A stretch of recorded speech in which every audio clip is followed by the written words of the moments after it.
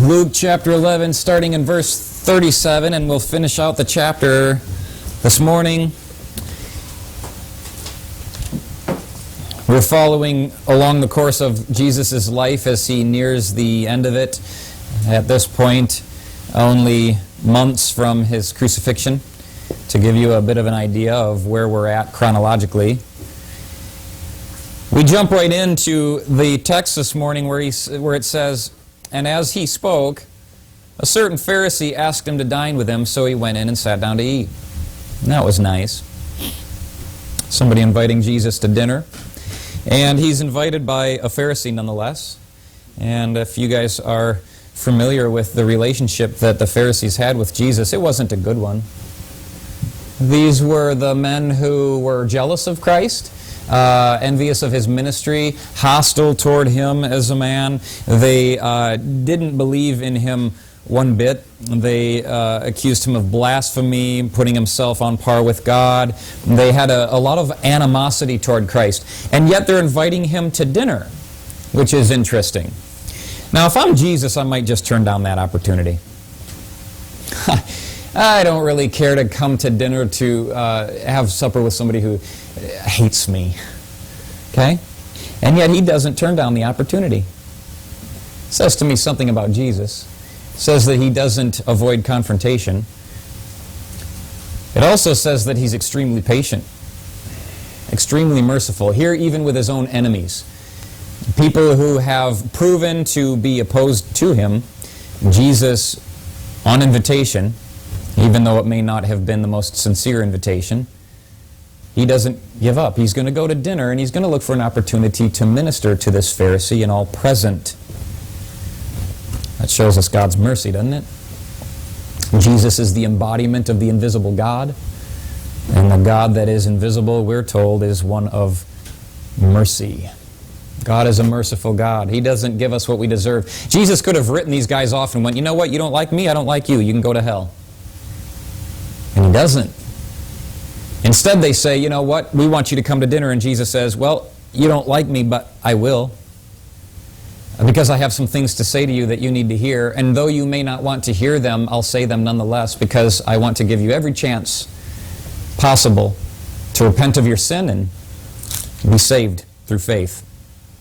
So he doesn't give up the opportunity, and he goes to dinner with this Pharisee. And so it says that Jesus went in and he sat down to eat. In verse 38, when the Pharisee saw it, he marveled that Jesus had not first washed before dinner. This washing refers to a ceremonial hand cleansing that the scribes and the Pharisees had kind of established for themselves apart from any biblical protocol. And this is a ceremonial washing, not a hygiene washing. Right? This isn't just, some soap on the hands, scrub for 20 minutes, rinse.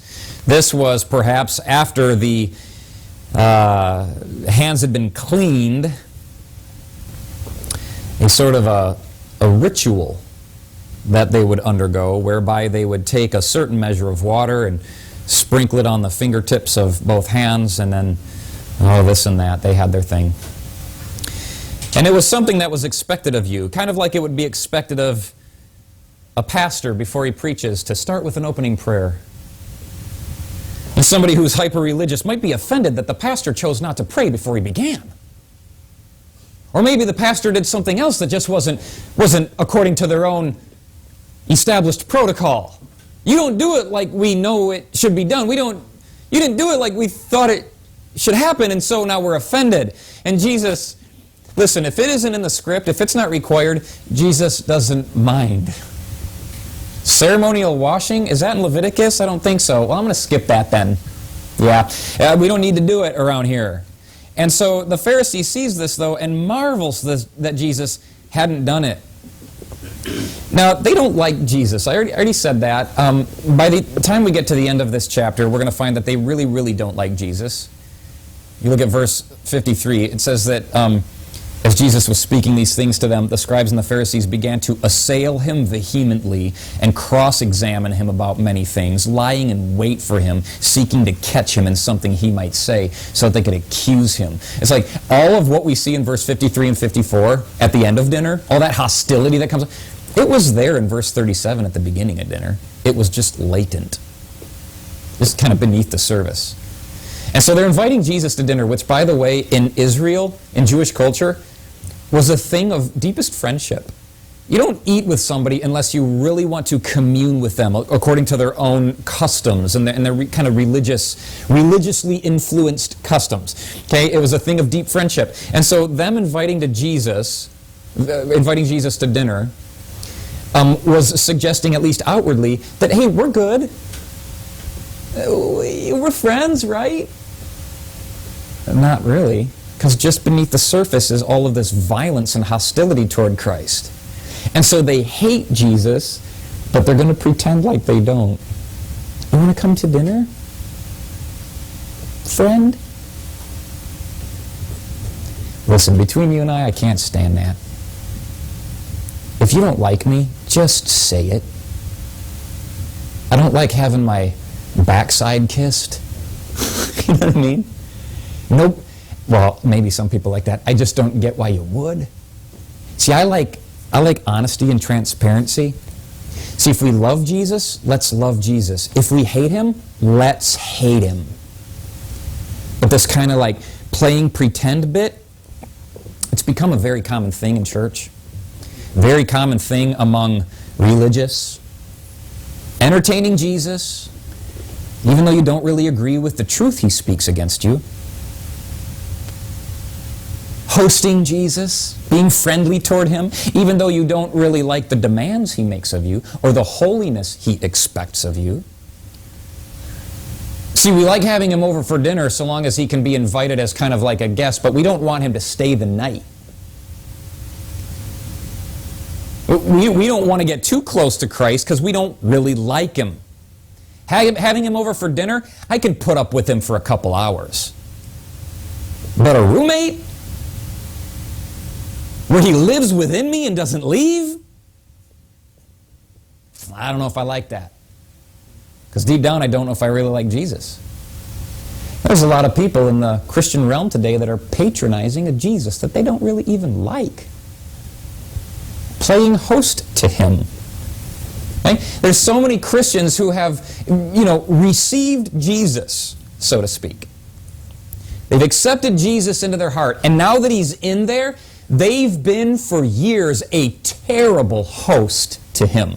Inviting him in as if we were all friends, and then treating him like dirt once he gets there. You realize that if you're a Christian, you take him wherever it is that you go. And there are some people who have drugged Jesus into some of the most wicked places, put him through some of the most despicable treatment. And he's your guest. And here you have this Pharisee trapping Jesus into a dinner date, only to have it be a thing where the hatred within the host is revealed for all to see. Now it says in verse 38 that Jesus failed to wash his hands, like he was supposed to. And I don't think that this was a mere oversight on Jesus' part. I think it was deliberate. I think Jesus knew the protocol. I think he knew very well how this all worked and that they were all watching him, expecting him to wash his hands, And I think that, I would guess that Jesus has washed his hands according to ceremony in the past. I'm just guessing. It's just my opinion. I'm also going to say that he was deliberate that this time he didn't. Because I don't think I think he ate food that afternoon, but I don't think he was there to eat. I think he was there to minister. And so he wastes no time getting started. And his ministry to these Pharisees begins by him refusing to wash his hands. And you notice they notice. And you notice they marvel. That's exactly what Jesus wanted. Get their attention. Because he's not there to eat. If you look at verse 39, This marks the beginning of their dinner conversation. All right, guys? So they sit down to eat. Jesus hasn't washed his hands, okay? Which is a nonverbal demonstration. And then the Pharisees marvel, and that also is nonverbal. So no words have been spoken yet that we know of, until suddenly they sit down to eat, and Jesus speaks first. Okay? He's going to take control immediately of this conversation and of this entire experience. You know why? Because he is in control. Jesus is always in control. You can invite him in as if you were the one in control. You can decide when to accept Jesus into your life as if you're the one calling the shots. But you know who's ultimately in control? Jesus. And if you want to play that game with him, he will show you right quick who's in control. You accepted him into your heart, that's fine. But if he's in, he's going to have his way. Not you. We're not in control. No, but I decide when I accept Jesus. Really? You think you're going to play control games with Jesus the Christ? It's a bad idea. I can guarantee you that you'll lose that one. He's in control. He starts the conversation, and here's how the whole thing kicks off. Okay? Jesus says this. Now you Pharisees make the outside of the cup and dish clean, but your inward part is full of greed and wickedness. Foolish ones. Now listen, that's just not nice. If somebody invites you over for dinner, you don't start by calling them foolish. Like, you can only imagine the whole thing starts with Jesus picking up the plate and turning the thing over to inspect how clean it is. Not that he really cares about the physical filth that's on the plate. You remember, he's there to minister. He cares about the spiritual filth that's in these men. And yet he's looking at his dish, I'm guessing again, this is hypothesis, but he's looking perhaps at the bottom of the dish and using that as a platform upon which to launch into a conversation that needs to be had with these individuals.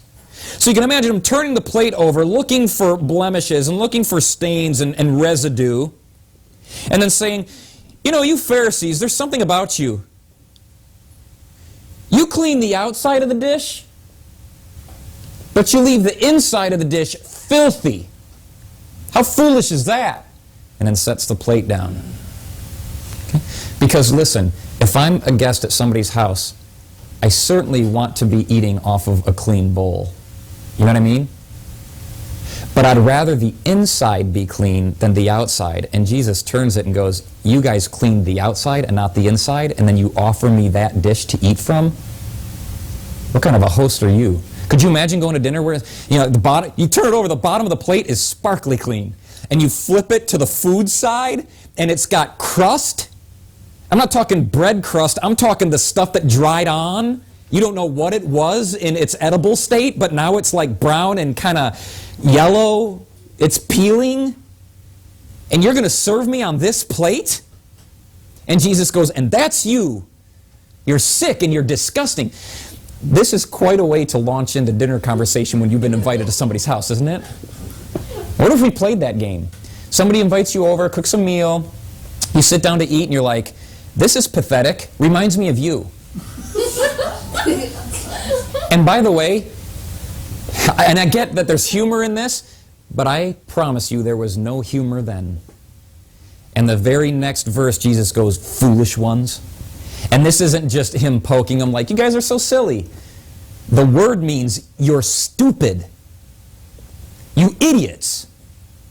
And by the way, this is coming at them with all the full force of divine disapproval. Imagine that. Imagine standing in front of God and God calling you an idiot and meaning it. You stupid idiot. Would you like that? Because for some of us, that day may be coming. And you think, oh, not for me. Oh, the Pharisees would have said the same thing. God would never say that to me. And yet here he shows up at your house and starts calling you an absolute fool. Why? Because when you invite somebody over for dinner, you make sure the plate is clean, and yet look at the life you live. Look at yourself. You foolish one. Did not he, meaning God, who make the outside, make the inside also? It's a good question. I mean, like, if God has changed your life and God is responsible, as many of us would say, for all of the good that's come of our life. I'm sober now, and I serve the Lord, and I go to church, I'm reading my Bible, and okay, God's responsible for all of that. Then what about the inside? Because if God has done all of that on the outside, then you better believe that the inside has been cleaned as well. And Jesus goes, if I see a discrepancy, and you look good on the outside, but the inside that I can see is still corrupt, then I can tell you one thing for certain. God has done a work neither on the inside of you nor on the outside. And everything that's good on the outside that seems to be all right isn't a work of God at all. It's a work of your flesh. Anybody can do that. And then he rolls on into these rebukes to illustrate everything that he's already beginning to say. The external piety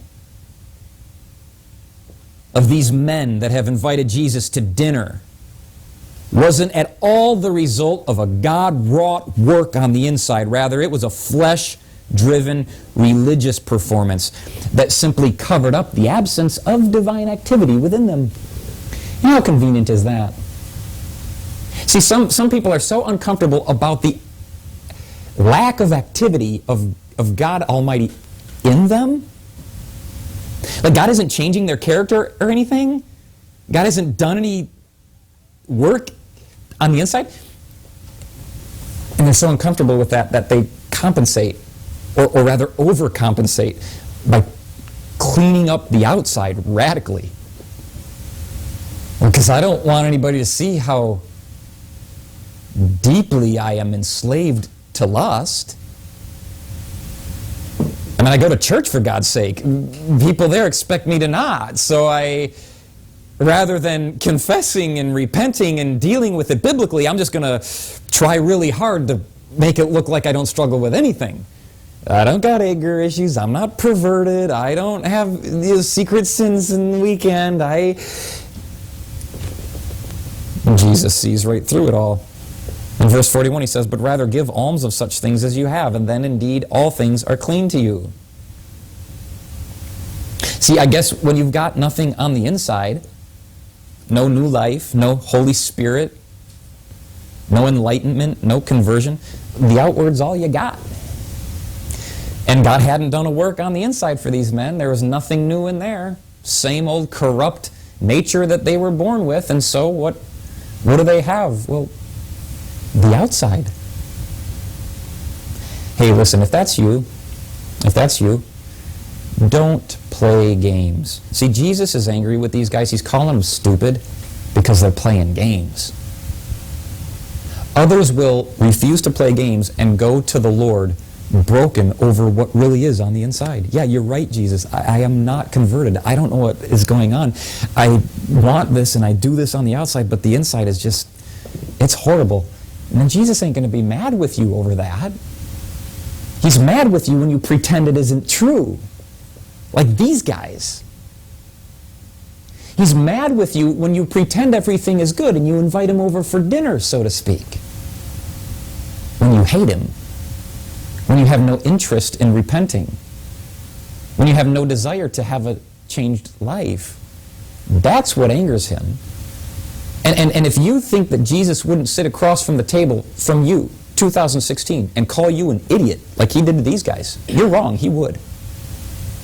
If you're a game player, if you're a fake, a pretender, Jesus thinks the same thing of you that he thought of these guys. Do you know that? And anyone who would refute that, oh, Jesus would never think that of me. He would never think that of anybody. Jesus is nice, he's kind, he's compassionate, he's gentle, he's forgiving. That's the Jesus I know. Totally loves me all the time, awesome anyway. See? Well, I don't know what we make of this passage then. Because Jesus won't play pretend. And then now in verse 42, he just starts to... And by the way, listen, Jesus won't tolerate lukewarm. You guys know how that works, right? In Revelation chapter 3, he says, I would rather you be hot or cold. And so when Jesus sees lukewarm in this Pharisee, he goes for the throat. Doesn't he? He's like, I see lukewarm in you. You're pretending you like me, invite me for dinner. You hate me inside, we're going to deal with this. I would rather you hate me. Listen, never invite me over for dinner, or if you invite me over for dinner, throw hot soup in my lap. Prove that you hate me. Stop playing that you like me. So Jesus is going to cut to the chase, and he's going to disallow these individuals, them and us, to keep playing lukewarm. He doesn't like it. He says, if you're lukewarm, I'll spit you out. I'd rather you hot or cold. If you don't know what hot or cold means, it means he would rather you be fully in, radically obedient, altogether submitted, or 100% defiant, disobedient, Christ rejecting. Go tell it on the mountain. If you hate Jesus, go proclaim it. Work against us. Destroy the church. Hate him like you should. But don't play pretend. Don't play pretend. To quote from the Old Testament, the haters of the Lord pretend submission. Don't do that. Don't pretend. And so Jesus now unloads on these Pharisees with 3 sequential indictments. And it almost seems spontaneously, like an earthquake, or like an unexpected volcanic explosion. 3 back-to-back indictments that seem to follow along Jesus' unfolding train of thought. Each one of these indictments begins with a woe. Woe to you. And woe means judgment. Guilty. You're guilty. Okay? Because at this point in the dinner conversation, even though they're only a few verses into their, dialogue, I bet the Pharisees are going, who do you think you are? What is your problem? I invited you to dinner and you say these things? What do we do? Other than cook dinner for you. What did we do? We've been nice to you. But remember, Jesus sees through the veneer. He ain't buying any nice that we offer him. He ain't buying the display. He sees beneath it, and so he starts to pronounce evidence of their guilt. 3 sequential indictments. He finishes one condemning judgment only to think immediately of another. 1, and then here's 2, and then here's 3, and then he gets interrupted in verse 45. You have to wonder how far he would have gone with these indictments. You want proof? Yes, you're idiots. Here's why. This, woe to you because of this. And then you do this. Here's another, and here's another one. And then the scribe stands up and goes, hey, you've offended us too. And we'll see what happens after that man opens his mouth. But here we go with the Pharisees first. He just unfolds this line of thought as incriminating evidence against these men, almost as if there's no end to the evidence that he has against those men who are eternally damned for their religious hypocrisy. And by the way, that's how God's judgment works. It comes unexpectedly and with great unrelenting force. I don't think they were expecting this conversation from Jesus. I really don't. I think they invited him to dinner, and they thought everything was going to be okay, and they were going to kind of smooth things out, work out a few issues, we're going to talk, we're going to have a discussion, to use modern vernacular. We're going to have a discussion. I hate discussions. Apparently Jesus does too. He kind of dominates. I'm not into discussing things, I'm into truth. But that's how his judgment works. Comes unexpectedly and with great force. A few examples from Scripture would include the flood, the destruction of Sodom and Gomorrah. Come unexpectedly and with great force. Even in biblical history, Jerusalem, the destruction in 70 A.D. Listen to what Jesus says in Matthew 24. He says, what if God has an evil servant who thinks, my master won't be back for a while? And so he begins mistreating other servants, partying and getting drunk. The master will return unannounced and unexpected. he will cut that servant into pieces and assign him a place with the hypocrites, where there will be weeping and gnashing of teeth. Okay? Judgment will come unexpectedly and with great unrelenting force. Consider this in Luke chapter 21. Jesus says, watch out. Don't let your hearts be dulled by carousing and drunkenness and by the worries of this life. Don't let that day catch you unaware like a trap, for that day will come upon everyone living on the earth. Keep alert at all times and pray that you might be strong enough to escape these coming horrors and stand before Christ. 1 Thessalonians chapter 5, Paul writes, you know quite well that the day of the Lord's return will come unexpectedly like a thief in the night. When people are saying, everything's peaceful and secure, then disaster will fall on them as suddenly as a pregnant woman's labor pains begin, and there will be no escape. And the sudden, unexpected labor pains that come upon a pregnant woman, fresh in my mind, 2 weeks ago, right? I mean, all of a sudden it was like, Sarah? She's doubled over in bed. Oh, I felt something break. I'm like, water? Is that water? What broke? And she's like, you know, and it's just bang. Unrelenting force. God's judgment has come to the house of this Pharisee, hasn't it? Unexpectedly and with great force, one woe after another. And here's the three indictments, starting in verse 42. Woe to you, Pharisees, because you tithe mint. Hey, stop there. Woe to you. You're guilty. Why? Because you tithe. Wait, that's weird. Isn't that weird? Jesus is going, you're damned. You want to know why? Because you tithe. Wait, but Pastor, I thought we're supposed to tithe. Right? Like the 10% thing, you know, we cut a check every once in a while, even though we don't want to, but we're obedient, you know, like, oh. And then Jesus is going, you're condemned for that. And it's not just like this obligatory sort of, you know, off the top tithe. They tithe like detailed tithe. I mean, these guys are taking tithe to the nth degree. This isn't just a, you know, a tenth of the paycheck. This is a tenth of everything out of the spice rack. This is like, you know, back to school shopping, give a tenth of the new clothes to the Lord. This is, you know, supper time, give a tenth of the dessert to the Lord. And this is, you know, we got the tenth of everything, including their mint. That's absurd.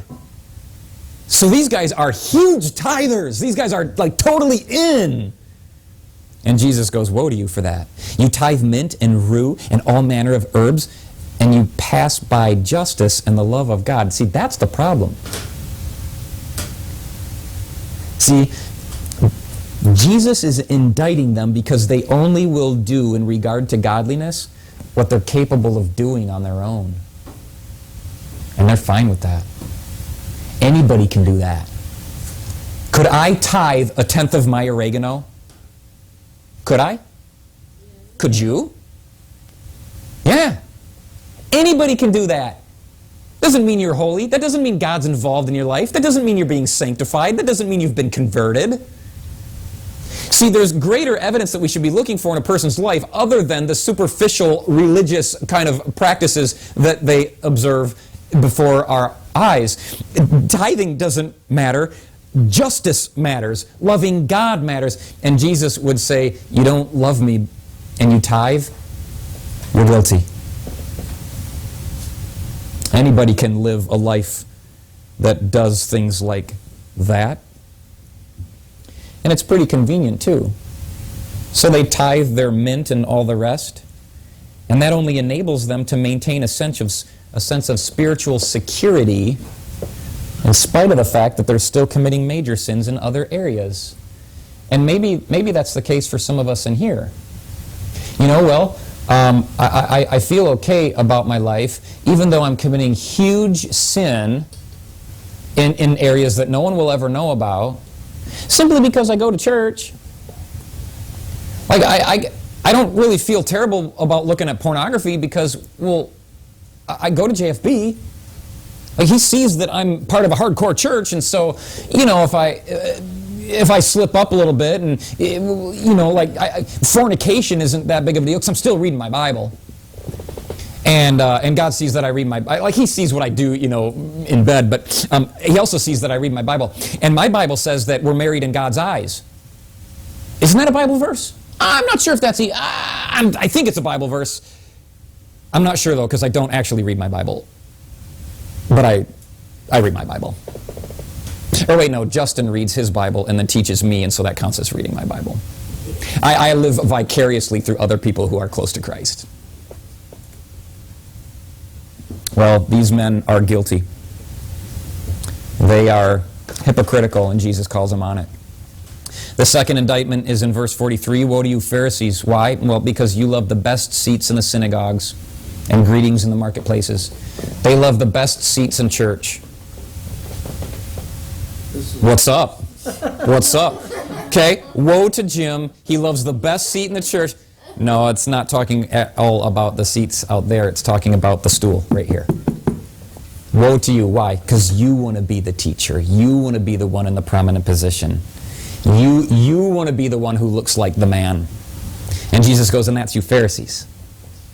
See, you don't at all deserve the position, but you love to sit in it. And it's because they have this deep sense of need for the approval of other people. They want to be the man. That's their primary incentive. To be approved. To look good. And they don't care at all whether they're qualified to sit in the best seats in the synagogue. They just want to occupy those positions because it makes them appear deserving. And if everybody else thinks they're deserving, well, then they must be deserving, right? They don't care if the greeting they receive in the marketplace is genuine. They don't care if the honor and the respect they get from people is sincere or not. They just like the attention. Even if it's fake. Feigned admiration. They would rather have the scripted approval of 1,000 lousy actors than to suffer the hell of being no better than anybody else. They'd rather people just kind of like puff them up and blow wind up their skirt and make them feel important than to actually admit that they're not very important. The third indictment comes in verse 44. Woe to you, scribes and Pharisees, you hypocrites. You know why? Because you're like graves which aren't seen, and the men who walk over them aren't aware of them. See, in Israeli culture, there was a big to-do about touching a dead body. Anything of the sort, it would defile you, make you unclean. Then there was all kinds of rituals and ceremonies you had to do according to biblical law in order to be cleansed again, and big hassle, if anything. And so what they did was they wrote into their own extra biblical laws that you couldn't touch a grave either. You couldn't walk over a grave. It wasn't in the Bible, but they made it up just to be extra safe, And then what they did in Israel at that point was then to mark every grave, okay? So that you would know where not to walk. And Jesus then uses that idea and he says, you know what you're like? You're like graves that aren't marked. And then people go for a stroll and they don't realize it, but they're becoming unclean and defiled just by being in your presence. There's no warning, nothing to warn them of who you are and how dangerous you are to them. And so they unwittingly defile themselves. And so the third indictment here against the Pharisees is that they manipulate. They're manipulative. They're able to defile people without those people even knowing they've been defiled. Terrible. And that's what these Pharisees do. They exalt themselves all the time. And anytime anyone ever exalts themselves apart from Christ, you're going to hurt people. The only way you can do that is by hurting other people. And so these guys are climbing their own ministerial ladder, working their way up to the sect of the Pharisees, just so they can have that attention and the position that they want. And they've hurt so many people around them. And you can see how little they care about other people, because they totally ignore Jesus on these issues. They don't repent of anything. They don't protect the people they supposedly serve by stepping down and admitting wrong. Oh no, we got our position, we're not going to give this up. There's no way I'm going to humble myself now. You don't know how hard I've worked to get here, Jesus. You don't know how much I've sacrificed, how much I've paid. You don't know all the effort I've made. And so this is mine, Jesus. How dare you come along and tell me I can't have it?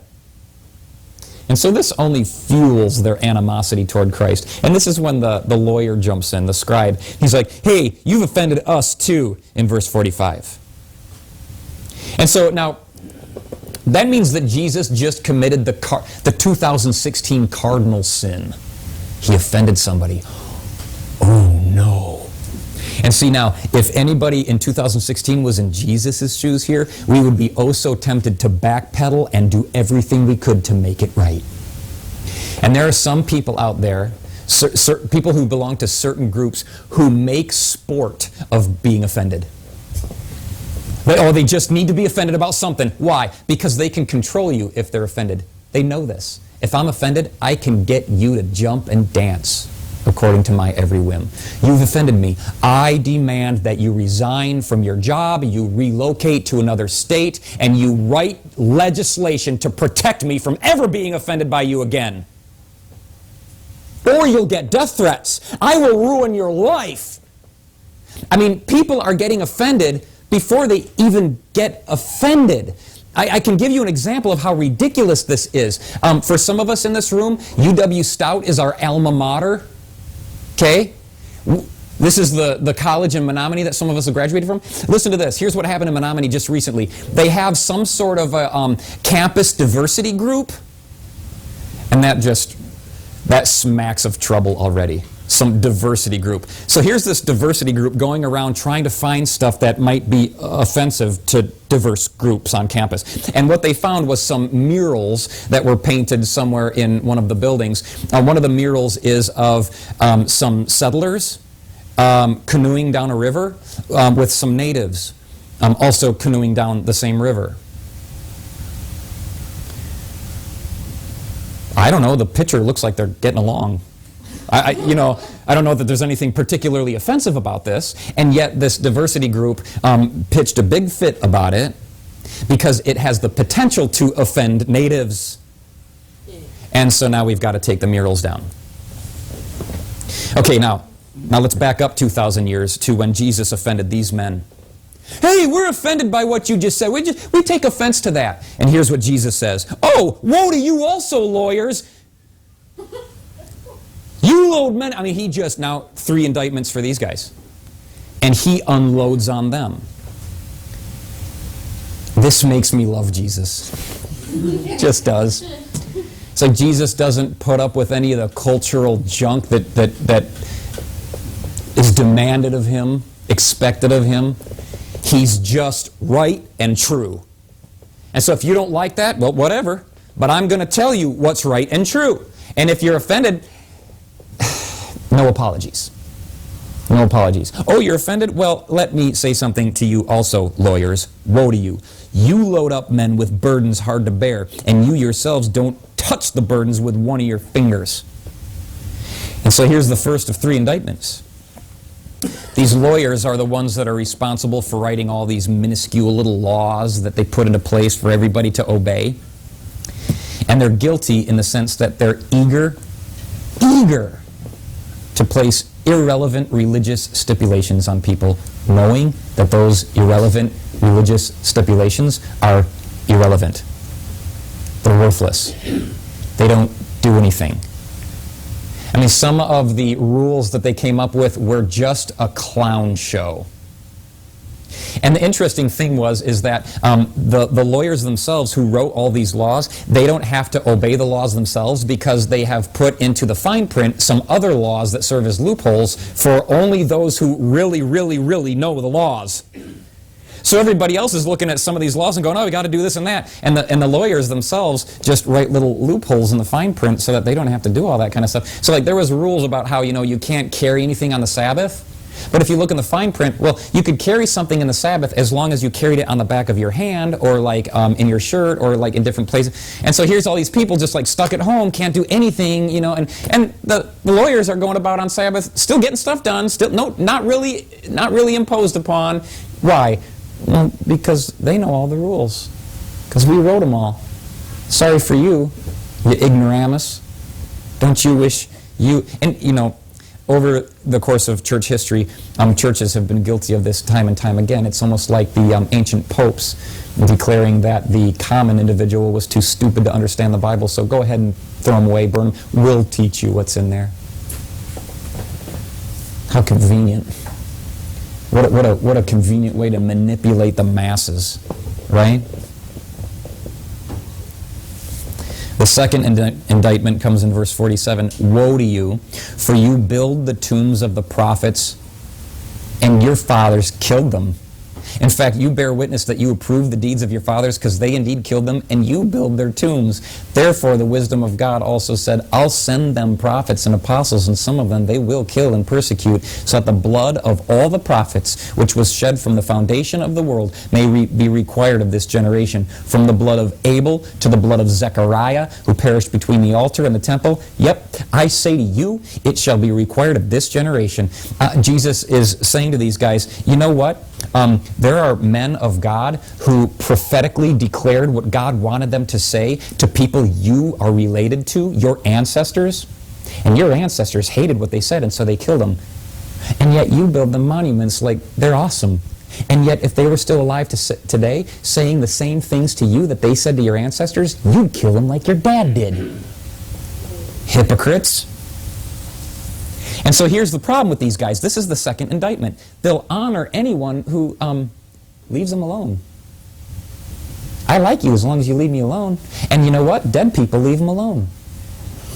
Dead people never say anything offensive to them. They like that. They'll honor people like that. But when Jesus comes along, living, breathing, saying things they don't like, they'll kill him. Charles Spurgeon says, everybody admires the old saints like the Apostle Paul, but no one today would like him if he was still alive.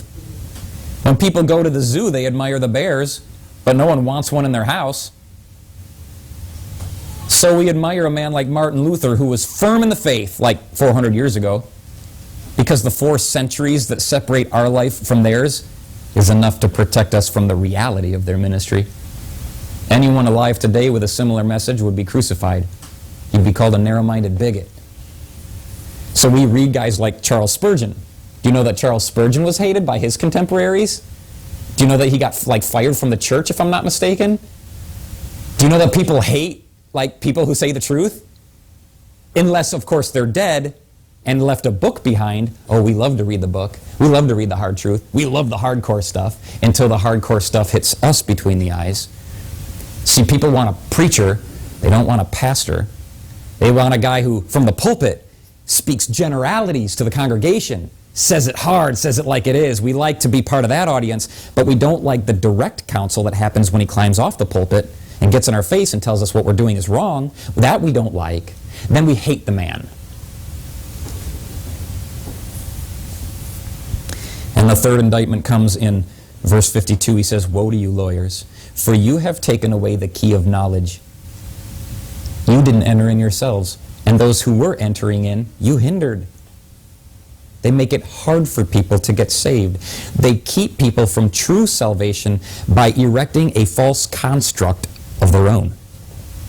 A scaffolding of religion for people to climb to get to the top of the salvation ladder, only to, with a slight breeze, see that entire framework of scaffolding crumble.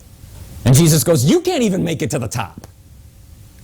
And everyone else who's trying to seek God for salvation and forgiveness can't even make it because of you.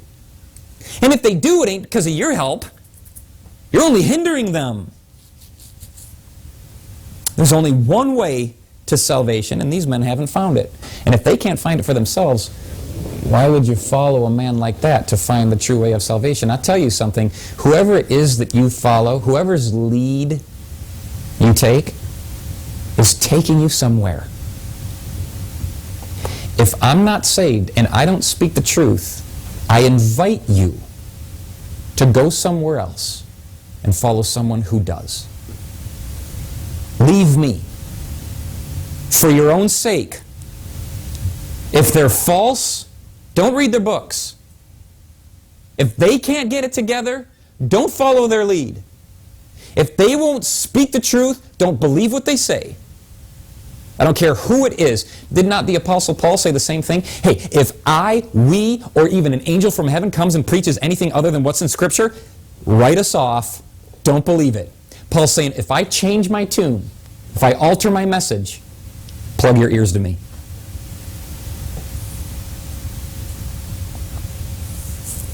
And so Jesus concludes his discourse at supper. And as he said these things to them, the scribes and Pharisees began to assail him vehemently and cross-examine him about many things, lying in wait for him, seeking to catch him in something that he might say so that it can accuse him. Jesus comes in, he stirs the pot, gets in somebody's face, along the way offends somebody else who is standing by, has to deal with them. And then in the end, they're all hunting him now. Cross-examining. I mean, you can just imagine the scenario.